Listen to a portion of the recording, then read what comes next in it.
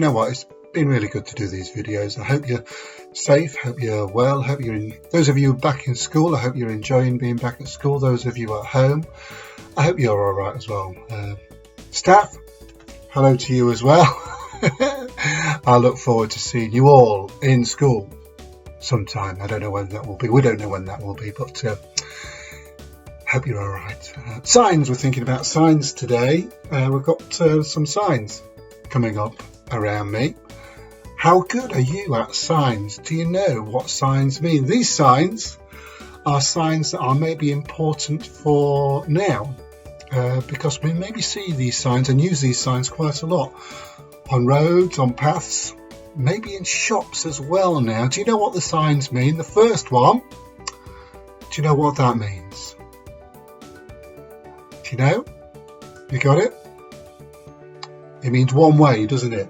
One way, only go this way. Don't go that way. Only go that way. Yeah, just one way. Only go that one way. I've seen that in shops. That one.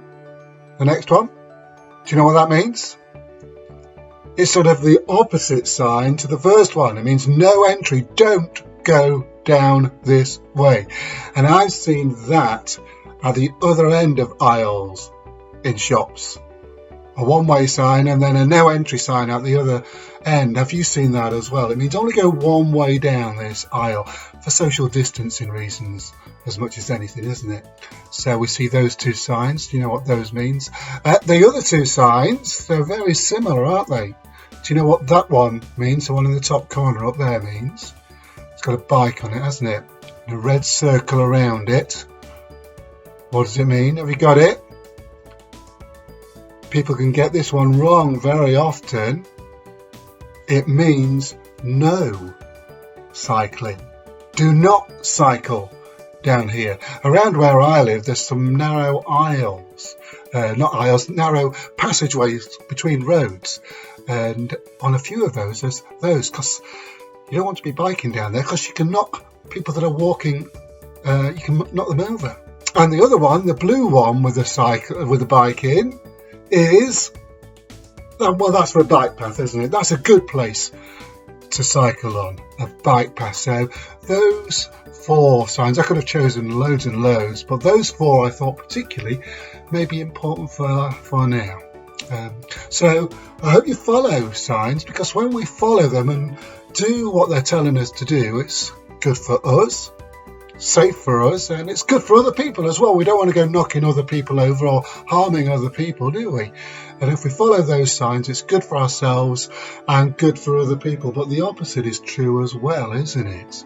That if we don't follow the signs, if we don't do as we're told by those signs, then sometimes it doesn't work out so well for ourselves and for other people. We can be in danger of hurting other people or upsetting other people, and we don't want to do that, do we? Okay. Well, the Bible also is like a sign, in that the Bible tells us and points to God and to God's love for us, and points to the way that God wants us to live our lives, because God wants us to live our lives in the very best way. And like I've said to you before, I want to live in the very best way. And so I try and follow the signs of the Bible, what the Bible is telling me, to help me to live in that very best way. There's a really famous story that Jesus told, a famous parable puzzle that Jesus told about two builders. You probably know this one. The first builder, if you remember, he decided to build his house, and he built it on the rock. Now, rock is hard to dig into. I should imagine it took him a long time to dig into that rock, because it's quite hard work digging into the rock, and he would have been tired out building his foundations of that house into that rock. But he did dig into the rock, and he built his house up on the rock. And the second builder, well, he decided to take it a bit easier, didn't he? He decided instead of building his house on the rock, he would have it a lot easier. He'd build it on sand. Now, you probably know how easy it is to dig into sand. Easier to build into sand and to dig into that sand and put his foundations in the sand really quickly, I suppose. he built his house. So he had two houses, two builders. One built his house on the rock, one built his house on the sand. But of course, when the rains came, and when the rains made floodwater come as well, and the winds came as well, no doubt as well, what happened? Well, the house that was built on the sand, well, it fell over, didn't it? It fell over and collapsed because it didn't have a strong foundation. And the house that was built on the rock stood firm and stayed standing, didn't it? Because it was built on the right foundation. The builder followed the right rules. The rules, really, the signs really, are to build your house on a strong and good foundation, not on a weak foundation like sand.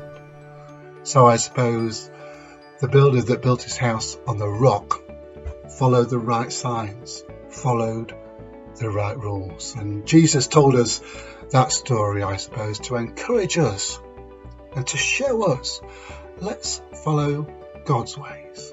Let's follow the right ways and do the right things, because when we do the right things, then those good things happen. And as we've just said earlier, when we don't follow the right signs and don't do the right things, then we can end up hurting ourselves or maybe other people as well. Shall we say a prayer? Here goes. Dear God, we're sorry when we don't follow the right ways. We're sorry when we don't do those right things that we should do. Please help us to follow and do the right things, to follow your ways. Amen. I hope that helps today. Take care. See you soon.